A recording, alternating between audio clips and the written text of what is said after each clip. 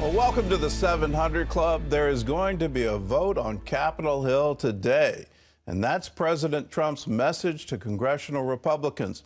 He says he's done negotiating, and he wants a vote today on the plan to repeal and replace Obamacare. Many Republicans still aren't on board with the House leadership's plan. And if the bill fails, the president says Obamacare will remain in place for now.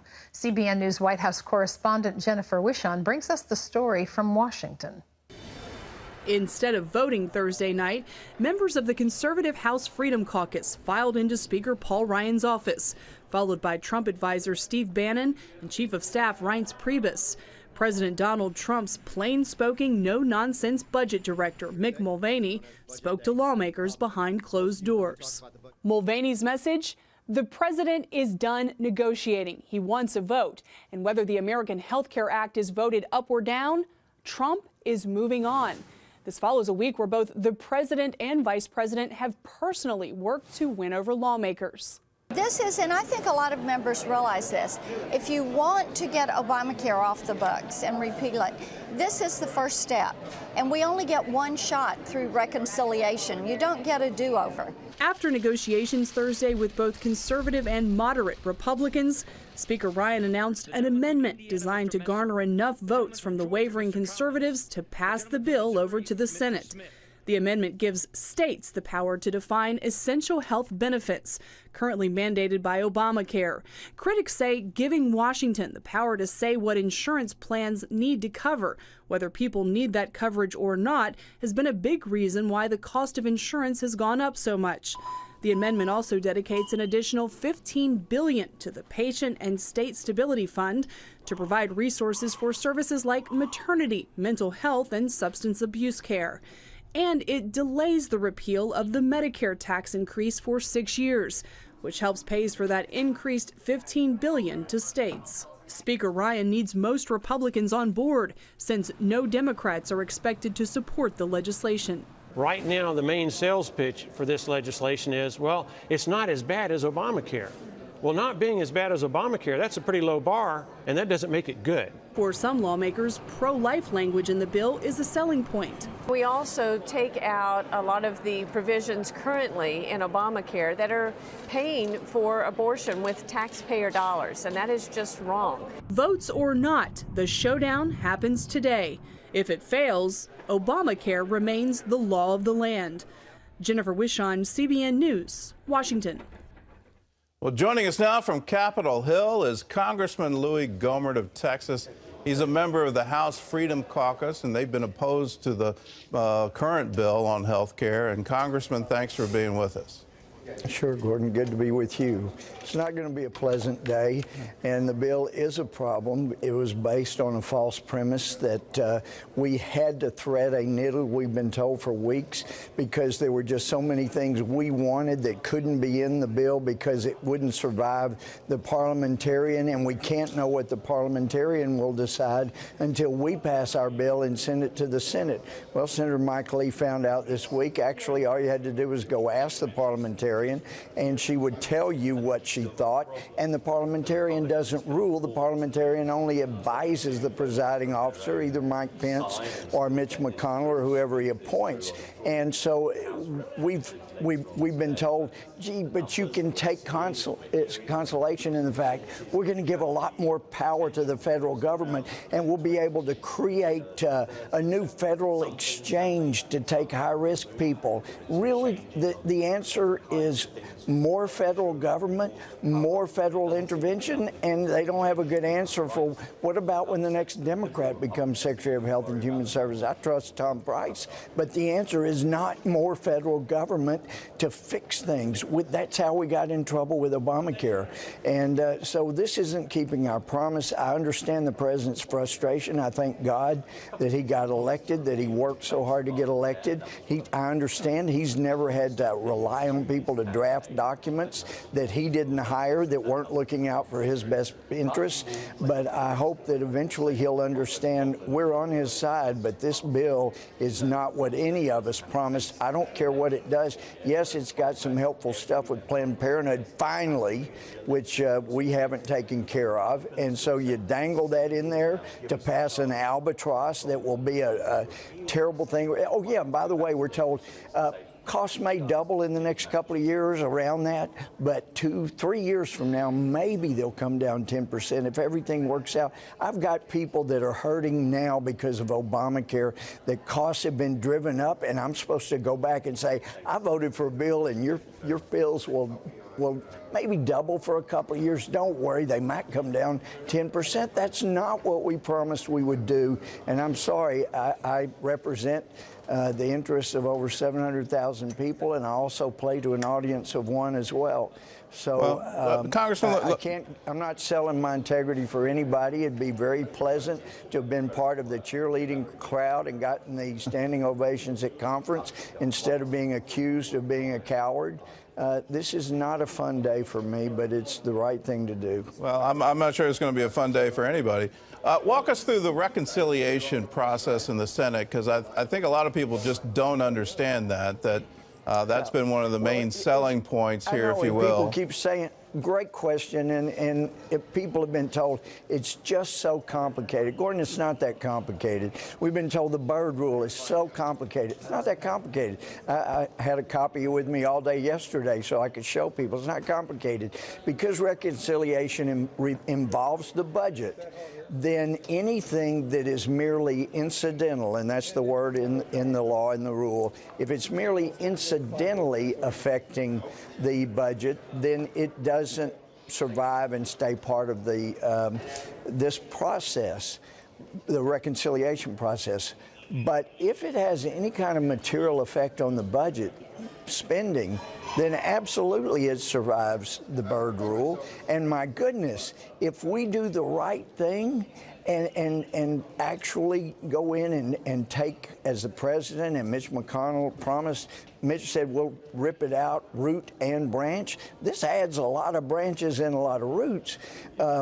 But if we did what we promised, of course it would survive the Byrd rule. Of course it would have a major effect. And anyway, when you base this on the premise that we can't know until we pass it and send it to the parliamentarian whether she will advise the president, or vice president rather, president of the Senate, to allow it in. By the way, so what happens? Somebody, one of the Democrats, can stand up and say in the Senate, point of order, this does not survive the Byrd rule. It's not material. It's merely incidental to the budget. And then the vice president, if he's in the chair, or whoever Mitch McConnell appoints to be pro tem, will have the parliamentarian whisper in his or her ear, and then that person will rule. Not what the parliamentarian says, but what they believe. And the truth is, the things we were proposing that would dramatically bring down costs would survive that process, and the vice president or the president of the Senate, whoever's presiding, should rule, yes, this materially affects the budget. It stays in. Your point of order is overruled, at which time that person could say, I appeal the ruling of the chair, at which time one of the Republican senators can say, I move to table the appeal of the ruling of the chair, which takes priority over everything but a motion to adjourn, no debate, and you move to a vote right then on whether to table the appeal of the ruling of the chair. And since there's a majority of Republicans, whatever the vice president or the president pro tem rules would be upheld, and they would move on. And what we put in there that would materially affect the budget, that would save Americans massive dollars, that would survive, and it would pass the Senate, and President Trump would sign it. That's the bottom line. And that is not what we have done. We have not kept our word here. Well, Congressman, if it doesn't go through the reconciliation process, aren't you then into the potential for filibuster, and you don't have 60 votes in the Senate to pass it? And at that point in time, Obamacare is going to stay as the law of the land. Aren't you worried about that? I am concerned about adding more federal power, adding more federal dollars, giving more restriction in the short term, more federal government power in the short term, and then being promised. But remember, this will go away probably in 5 years. That is not what I've experienced in my 12 years. When a federal program starts, as Ronald Reagan said, that's the closest thing on earth to eternal life when you create a federal program. And I've seen it firsthand. I cannot be bought off by assurances that we'll have less federal government for the first time if we just trust more federal government in the short term. That's not a solution. This is not what we promised. All right. I'll leave it at that. That's a good bottom line. Congressman Louis Gohmert, thanks for being with us. Thanks so much for having me, Gordon. Appreciate it. All right. Well, I hope you're able to follow through all of that. The reconciliation process is a big deal, and that gets you out of any kind of filibuster. And the frank news is that the Republicans don't have the votes in the Senate to get it through a filibuster process. So if it doesn't go through this way, you're going to see Obamacare stay as the law of the land. And the prediction on that is there are going to be massive increases in the premiums for those who are in that program. You're going to see insurance companies bail out of the exchanges. The exchanges are then going to fail, and that will be a very interesting time in America. And we're all going to have front row seats. I know we got lost in the parliamentary rules, but that is the process here. That's how hard it is to get anything through both the Congress and the Senate. The framers intended it that way. They intended it to be hard to pass things because they all understood once something becomes the law of the land, it's very difficult to change it. So we're into a very good season. What's your takeaway from all of that? Well, my question is, and I think probably a lot of people are feeling this.